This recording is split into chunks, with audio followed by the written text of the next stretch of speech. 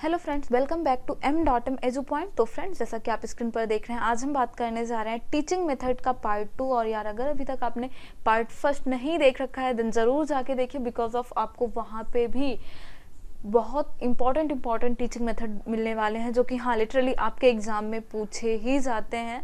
That's why मैं बोल रही हूँ, नीचे डिस्क्रिप्शन बॉक्स में लिंक गिवन है, पहले आप पार्ट फर्स्ट देखिए देन पार्ट सेकेंड देखिए। ओके, तो बात करते हैं पार्ट सेकंड में। हम देखते हैं क्या कुछ टीचिंग मेथड हैं जो कि आपके एग्जाम के पॉइंट ऑफ व्यू से इंपॉर्टेंट होते हैं। एंड हाँ, मैं आपको बता रही हूँ यार, जो हम यहाँ पे 10 टीचिंग मेथड देखेंगे लिटरली काफ़ी ज़्यादा इंपॉर्टेंट है। ओके, सो लास्ट तक ज़रूर बने रहिएगा, देखते हैं क्या कुछ बातें हैं टीचिंग मेथड में। ओके, जैसा कि आप यहाँ स्क्रीन पर देख पा रहे हैं, हम मेथड नंबर 6 की बात करने जा रहे हैं। इट मीन्स हम पीछे 5 मेथड के बारे में बात कर चुके हैं। ओके, तो यहाँ पे हम आज देखने वाले हैं इंडक्टिव मेथड। तो बात करते हैं इंडक्टिव मेथड क्या है। ओके, तो फर्स्ट ऑफ ऑल मैं आपको बता दूं, इंडक्टिव मेथड दिया किसने था भाई? तो अरस्तु ने दिया था इंडक्टिव मेथड। ओके, आगमन विधि, जिसे आप आगमन विधि बोलते हो हिंदी में, आगमन विधि को अरस्तु ने प्रतिपादित किया था। इस विधि में सीधे अनुभव या फिर उदाहरणों तथा प्रयोगों का अध्ययन करके उसके बाद नियम निकाले जाते हैं।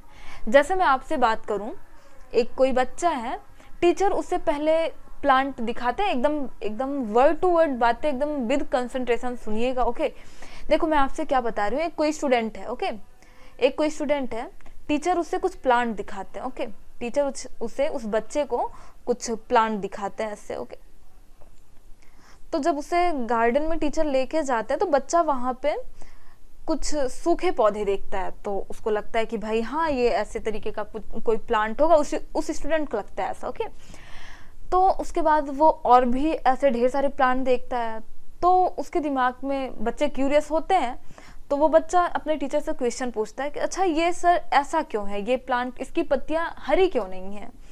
वो अपने टीचर से पूछता है बच्चा। तो टीचर उसे बताते हैं कि हाँ भाई, ये जो प्लांट है ये फोटोसिंथेसिस नहीं कर पा रहा है। ओके, और ये न्यूट्रिशन नहीं ले पा रहा है प्लांट से, जब ऐसे इसको खाना पानी नहीं मिलेगा तो ऑब्वियसली ये सूख जाएगा, ये मर जाएगा। तो यहाँ पे क्या हुआ, पहले टीचर ने उसे अनुभव करवाया, पहले उसे उदाहरण दिए गए। ओके, बातें आप समझ रहे हैं, पहले उससे प्रयोग करके उस यहाँ पे पहले एक्सपेरिमेंट किया गया एक तरीके का। पहले टीचर ने उसे लाइव एकदम ऐसे एग्जाम्पल दिखाया, उदाहरण दिया टीचर ने।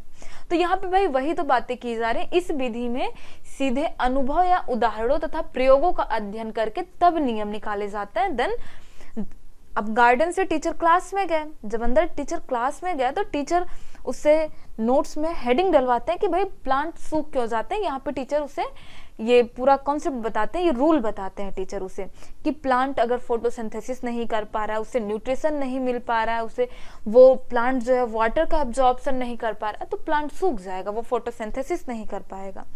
तो यहाँ पे पहले क्या होता है भाई, पहले उदाहरण बताया जाता है या फिर प्रयोग करवाया जाता है, देन नियम निकाले जाते हैं, देन रूल बनाया जाता है। पहले आप ऐसे समझो, जैसे टीचर किसी सवाल का कोई पूरा कंसेप्ट बता दे। ओके, उसके बाद में बताए a² + b² + 2ab, ये टीचर बाद में बताए, लेकिन पहले इस पे बेस्ड जो सवाल हो वो सब बता दे, लेकिन फॉर्मूला टीचर बाद में बताए। बस यही बात है कहाँ पे, इंडक्टिव मेथड में। उम्मीद करते हो बातें क्लियर हुई होंगी। तो यहाँ पे हम भाई कैसे जाते हैं, ज्ञात से अज्ञात की ओर जाते हैं, मूर्त से अमूर्त की ओर जाते हैं, उदाहरण से नियम की ओर जाते हैं। आपने यहाँ पे क्या देखा, ज्ञात से अज्ञात की ओर जाते हैं। भाई जो बच्चा था, जब उसे टीचर गार्डन में लेके जाते तो बच्चे को ये तो पता था ना, बच्चे को ये तो पता था कि हाँ ये भाई प्लांट है, इसमें ऐसे फूल लगा है, ये पत्तियां सूखी हैं। अब बच्चे को ये ज्ञात है कि हाँ ये पत्ती हरी नहीं है। ओके, बच्चे को क्या ज्ञात है, ये पत्ती हरी नहीं है। फिर वो टीचर से पूछता है कि अच्छा सर ये पत्तियां ऐसे क्यों हो गई हैं, तो धीरे धीरे ज्ञात से अज्ञात की ओर चल रहा है ना। यहाँ पे उसे पता था कि हाँ भाई ये पत्तियां कुछ अलग दिख रही हैं, ये सूखी हैं, क्या है, ये हरी नहीं है, इतना उसे पता था। फिर वो टीचर से ऐसे धीरे धीरे पूछता जाता है, उसकी जो क्यूरियोसिटी होती है वो शांत हो जाती है, उसके सारे क्वेश्चन सॉल्व होते जाते हैं। बातें क्लियर हो रही है। यहाँ पे उदाहरण से नियम की ओर चला जाता है, दैट्स कॉल्ड इंडक्टिव मेथड। दिया किसने था, अरस्तु ने दिया था। यहाँ पे आपसे एग्जाम में ये पूछा जाएगा भाई कि इंडक्टिव मेथड में होता क्या है, क्या हम ज्ञात से अज्ञात की ओर चलते हैं या फिर अज्ञात से ज्ञात की ओर चलते हैं, क्या हम नियम से उदाहरण की ओर चलते हैं या फिर उदाहरण से नियम की ओर चलते हैं। तो उम्मीद करती हूँ बातें क्लियर हुई होंगी। अब चलते हैं हम डिडक्टिव मेथड पे। कहाँ चलते हैं भाई? Deductive method. डिडक्टिव मेथड क्या है? As you know, deductive method भी अरस्तु ने ही दिया था। ओके, तो यहाँ पे हम बात क्या करते हैं, जैसा कि आपने इंडक्टिव मेथड में देखा था, सेम उसका अपोजिट देखते हैं हम यहाँ पे। इंडक्टिव मेथड में हम क्या देखे थे भाई? हम उदाहरण से नियम की ओर चलते थे। लेकिन यहाँ पे हम क्या करेंगे, बच्चे को पहले बता देंगे a² plus b² plus 2ab। बच्चे को हम पहले बता देंगे, देन हम इस पे बेस्ड कॉन्सेप्ट बताएंगे, पूरी सवाल करवाएंगे बच्चे को। पहले हम बच्चे को बता देंगे, यहाँ पे हम पहले नियम लिखवा देंगे बच्चे को पहले नियम बता देंगे कि प्लांट सूखते कैसे। हम बच्चे को पहले बता देंगे कि अगर वो फोटोसिंथेसिस नहीं कर पा रहा है, अगर वो न्यूट्रिशन नहीं ले पा रहा है, और अगर वो वाटर एब्जॉर्प्शन नहीं कर पा रहा है, तो ऑब्वियसली प्लांट सूख जाएगा। तो बच्चे को हम यहाँ पे ये सारी बातें पहले बता देते हैं, यहाँ पे हम उसे नोट्स में नोट डाउन करवा देते हैं। देन हम बच्चे को कहाँ पे लेके जाते हैं भाई? गार्डन में लेके जाते हैं। देन हम वहाँ पे बच्चे को दिखाते हैं कि ये देखो, ये प्लांट सूखा है, ये बिकॉज ऑफ ये फोटोसिंथेसिस नहीं कर पा रहा है, ये न्यूट्रिशन एब्जॉर्प्शन नहीं कर पा रहा है, ये वाटर एब्जॉर्प्शन नहीं कर पा रहा है। आप मेरा एक एक वर्ड सुन तो रहे हैं ना? मतलब हम पहले यहाँ पे ये रूल लिखवाएंगे, देन गार्डन में जाएंगे, हम उसे प्लांट दिखाएंगे कि हाँ, ये जो प्लांट है ये वाटर एब्जॉर्प्शन नहीं कर पा रहा है, इसकी पत्तियां से सूख सूख के इसलिए गिर जा रही हैं, ये फोटोसिंथेसिस नहीं कर पा रहा है। ये सारी बातें हम उसे बाद में बताएंगे। तो यहाँ पे क्या होगा, हम कहाँ से कैसे चल रहे हैं भाई? अज्ञात से ज्ञात की ओर चल रहे हैं। हम कैसे चल रहे हैं? अज्ञात से ज्ञात की ओर चल रहे हैं। जब बच्चे को ये सारी बातें बताई जाती हैं कि प्लांट फोटोसिंथेसिस नहीं कर पाता है, न्यूट्रिशन एब्जॉर्प्शन नहीं कर पाता है, वाटर एब्जॉर्प्शन नहीं कर पाता है, तो बच्चा फोटोसिंथेसिस क्या पता भाई? फोटोसिंथेसिस क्या है, क्या पता उसे? अच्छा, वाटर भी, अरे प्लांट भी वाटर एब्जॉर्ब करते हैं, उसे क्या पता? तो यहाँ पे कैसे चल रहे हैं? अज्ञात से ज्ञात की ओर चलते हैं। ओके, अमूर्त से मूर्त की ओर चलते हैं। पहले हम उसे नियम बताते हैं, a² plus b² plus 2ab। Okay, then हम एग्जाम्पल देते हैं। बातें क्लियर हो रही होंगी। Inductive method, deductive method, difference clear रखिएगा। दिया किसने था? अरस्तु ने दिया था। इस विधि में सर्वप्रथम विद्यार्थियों को नियम बता दिए जाते हैं, उसके पश्चात उदाहरण देकर उन नियमों को समझाया जाता है। 8th नंबर पे हम बात करते हैं एनालिसिस मेथड, विश्लेषण विधि। उम्मीद करती हूँ इसके नाम से ही ढेर सारी चीजें क्लियर हो रही होंगी। तो इस विधि को, इस मेथड को दिया किसने था भाई? हेनरी एडवर्ड आर्मस्ट्रांग ने दिया था। किसने दिया था? हेनरी एडवर्ड आर्मस्ट्रांग ने दिया था। यार, जितनी भी मेथड के बारे में बात कर रही हूँ, सबके नाम जरूर याद रखिएगा कि दिया किसने था। ओके, तो इस विधि में एक्चुअली होता क्या है, यहाँ पे जो पूरा पार्ट होता है, पूरा जो चैप्टर होता है, उसको छोटे छोटे भागों में बांट के पढ़ाया जाता है। बस यही इतनी बातें हैं। ओके, इस विधि में शिक्षक संपूर्ण पाठ को छोटे छोटे भागों में बांट लेता है, देन उसका अध्यापन करता है, समीक्षा करता है। सपोज यहाँ पे हमारा जो चैप्टर है, जो टीचर का चैप्टर है, वो क्या है भाई? पार्ट्स ऑफ स्पीच है। ओके, टीचर यहाँ पे क्या पढ़ाने जा रहे हैं? पार्ट्स ऑफ स्पीच पढ़ाने जा रहे हैं। तो अब टीचर क्या करेंगे? इस पार्ट्स ऑफ स्पीच को छोटे छोटे पार्टों में डिवाइड कर लेंगे। अब टीचर डिवाइड कर लेगा कि हाँ, ये नाउन, प्रोनाउन, जो ये पूरा 8 पार्ट्स ऑफ स्पीच है, टीचर एक एक दिन एक एक, मतलब वो डिवाइड कर लेगा कि हाँ, इतने टाइम में मुझे ये पढ़ाना है, इतने टाइम में मुझे वर्ब पढ़ाना है, इतने टाइम में मुझे एडवर्ब पढ़ाना है, इतने टाइम में मुझे एडजेक्टिव पढ़ाना है, प्रीपोजिशन कब पढ़ाना है, कंजक्शन कब पढ़ाना है, इंटरजेक्शन कब पढ़ाना है। तो ये सारी चीजें टीचर डिवाइड कर लेगा कि हाँ, एक दिन में मुझे नाउन पढ़ाना है, एक दिन में मुझे प्रोनाउन पढ़ाना है, एक दिन में मुझे वर्ब पढ़ाना है, एक दिन में मुझे एडवर्ब पढ़ाना है। ओके, और एक दिन में मुझे एडजेक्टिव पढ़ाना है, एक दिन में प्रीपोजिशन पढ़ाना है, एक दिन में कंजक्शन पढ़ाना है, एक दिन में इंटरजेक्शन पढ़ाना है। तो ऐसे करके 8 दिन में ये पूरा चैप्टर खत्म हो जाता है। तो यहाँ पे एक्चुअली क्या होता है, टीचर कम टाइम में बड़े चैप्टर को बेहतर तरीके से एक्सप्लेन कर देता है। ये बातें होती हैं कहाँ पे भाई? एनालिसिस मेथड में। कहाँ पे भाई? एनालिसिस मेथड पे। जैसा कि मैंने आपको बताया, टीचर कम समय में चीजों को बेहतर तरीके से, अच्छे तरीके से एक्सप्लेन करके समझा सकता है। ओके, तो यहाँ पे ऐसा, जैसा कि आप देख रहे हैं, एक दिन में वो पूरा नाउन खत्म कर देगा। ओके, और एक दिन में पूरा प्रोनाउन खत्म हो जाएगा। तो मतलब ऐसे करके पूरा चैप्टर इजिली खत्म हो जाएगा। और इसका जस्ट अपोजिट होता है सिंथेसिस मेथड, संश्लेषण विधि। संश्लेषण विधि भी हेनरी एडवर्ड आर्मस्ट्रांग ने दिया है। ओके, विश्लेषण एवं संश्लेषण विधि नाम याद रखिएगा। Okay, analysis and synthesis method किसने दिया है? हेनरी एडवर्ड आर्मस्ट्रांग ने दिया है। इंडक्टिव एंड डिडक्टिव मेथड भाई किसने दिया है? अरस्तु ने दिया है। तो यहाँ पे अभी तक हमने इतनी ही बातें की हैं और जो लास्ट वीडियो रहा उसमें हमने 5 टीचिंग मेथड के बारे में बातें की हैं। ओके, एनालिसिस मेथड में हमने देखा था कि चीज़ों को तोड़ तोड़ के पढ़ाया जाता है, मतलब अलग अलग पार्ट में डिवाइड करके टीचर पढ़ा रहा था।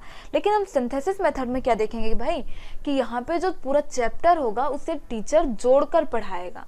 यहाँ पे पूरा जो संश्लेषण तथा विश्लेषण दोनों विधियां आपस में संबंधित हैं, जैसा कि आप पीछे देख के आए, और यहाँ पे हम देखेंगे तो हमें समझ आएगा कि दोनों कैसे संबंधित है। ओके, और यहाँ पे हम सपोज करते हैं जो हमारा चैप्टर है वो क्या है भाई, पार्ट्स ऑफ स्पीच है। यहाँ पे जो टीचर पढ़ाने जा रहा है वो क्या है चैप्टर भाई, पार्ट्स ऑफ स्पीच है।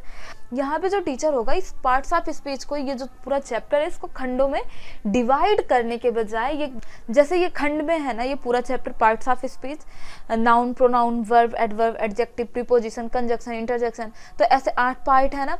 यहाँ पे इन 8 पार्ट को टीचर अलग अलग पढ़ाने के बजाय एक में करके पढ़ाएगा। अब पूछिए कैसे, जैसे अब टीचर बता रहा है कि हाँ भाई कोई भी पर्सन, प्लेस या फिर मतलब पर्सन, प्लेस और थिंग, मतलब ये सब क्या है भाई, टीचर बता दिया कि ये नाउन है। ओके, अब यहाँ पे टीचर को पढ़ाना है कि प्रोनाउन क्या है भाई, तो प्रोनाउन पढ़ाने के लिए टीचर क्या बताएगा कि यही जो भाई पर्सन है ना, पर्सन, प्लेस या फिर थिंग है, इनके लिए जो कुछ भी वर्ड यूज किया जाए, जैसे कोई पर्सन है राम, तो हम उस राम का नाम लेने के बजाय हम यहाँ पे वह भी तो कह सकते हैं ही, सी, इट, ये सब यूज कर लें। तो मतलब यहाँ पे नाउन से प्रोनाउन को जोड़ के पढ़ाया जा रहा है ना। अब जैसे टीचर बता दे कि ये जो नाउन और प्रोनाउन है, ये जो नाउन और प्रोनाउन है, यही जो काम करते हैं उसे ही हम क्या कहते हैं, वर्ब कहते हैं। तो यहाँ पे चीजें जोड़ के पढ़ाई जा रही है ना। टीचर क्या बता रहा है, वर्ब को अलग से नहीं पढ़ा रहा है टीचर वर्ब को अलग नहीं कर रहा है, सबको जोड़ जोड़ के पढ़ा रहा है कि भाई ये जो नाउन और प्रोनाउन जो काम करेंगे वही क्या है, वर्ब है। ऐसे वर्ब, तो मतलब ऐसे सारी चीजें टीचर जोड़ जोड़ के पढ़ाता चला जाए। ये क्या है भाई, संश्लेषण विधि है, सिंथेसिस मेथड है। ओके, और यहाँ पे जो टीचर बताएगा ना, सारे रूल एक दूसरे पे बेस होंगे, सारे रूल एक दूसरे पे बेस्ड होंगे। जैसा कि मैंने आपको यहाँ पे बताया, टीचर बता दे कि ये नाउन क्या है भाई, पर्सन, प्लेस, आर, थिंग है, तो टीचर बता दे कि ये नाउन के लिए जो हम अलग से वर्ड यूज करते हैं वही क्या है, प्रोनाउन है, और फिर ये नाउन पे बेस्ड है। फिर आके टीचर वर्ब में बता दे कि यही दोनों जो काम करते हैं वही वर्ब है। यहाँ पे ध्यान रखिएगा, और कोई क्वालिटी नहीं बताई जा रही है, इन सबको एक दूसरे में जोड़ के पढ़ाया जा रहा है। आगे चलते हैं, उम्मीद करती हूँ संश्लेषण विधि समझ आई होगी, सिंथेसिस मेथड। 10th नंबर पे बात करते हैं अनुकरण विधि। इस विधि में बालक अनुकरण करके सीखता है। कैसे सीखता है भाई, अनुकरण करके सीखता है। इस विधि में बालक अपने शिक्षक का अनुकरण या फिर नकल करके लिखना, पढ़ना व रचना करना सीखता है। जैसा कि आपने देखा है टीचर जो बोर्ड में लिखते हैं स्टार्टिंग में, जैसे टीचर ऐसे का लिखे तो बच्चा नीचे बैठे ऐसे का, सेम वैसे ही तो रचना करता है, वैसे ही तो लिखता है ना। बालक शिक्षक के उच्चारण को सुनकर वाचन भी करता है। जैसा कि आपने देखा है 2 1 2 2 2 4 ऐसे बच्चे को रट्टा मरवाया जाता है ना। पहले शिक्षक बोलते हैं, फिर उसके बाद बच्चे उसका अनुकरण करते हैं। आपने ये देखा है 2 से 10 तक टेबल तो ऐसे ही बच्चों को रटाया जाता है ना स्कूल में। तो उम्मीद करती हूँ यहाँ पे ये 5 मेथड भी यार आपको इजीली समझ आए होंगे। और लास्ट का जो वीडियो है जिसमें हमने 5 और टीचिंग मेथड के बारे में बात की, आप वो जाके जरूर देखिएगा, बिकॉज ऑफ यार ये 10 टीचिंग मेथड बहुत ज़्यादा इंपॉर्टेंट हैं। आप क्वेश्चन पेपर उठा के देख लीजिए, हर बार इन 10 टीचिंग मेथड में से क्वेश्चन रहे ही रहे हैं। ओके, तो यार वापस से बोलती हूँ, बातें इंपॉर्टेंट हैं। ओके, सो अगर आप चैनल पर नए हैं तो चैनल को सब्सक्राइब कर लीजिएगा, बेल आइकन पर प्रेस कर लीजिएगा, जिससे आपको वीडियोस के नोटिफिकेशंस वगैरह मिलते रहें। एंड हाँ, आप ज़रूर बता के जाइएगा कि आपको वीडियो कैसा लगा है, और अगर आपको वीडियो अच्छा लगा है तो वीडियो को लाइक करके जाइएगा। And if you want to more videos, so friends like and subscribe m.m edu point। Bye bye, मिलते हैं नेक्स्ट।